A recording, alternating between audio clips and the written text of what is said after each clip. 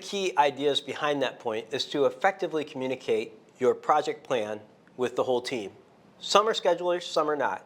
And so there are a few tricks you can use to more effectively communicate the information you're trying to get across. They come naturally to me because I've been using NetPoint for so long.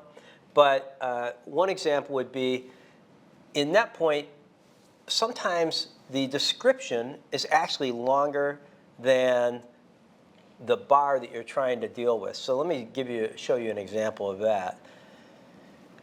Now in this case, you can see that I changed that, and now the description runs past the start and the finish. That's actually a bad practice, because when you move this around on the canvas, sometimes it's going to bump into another description, and it just looks messy, and it's hard to know what's going on. So that's an important idea.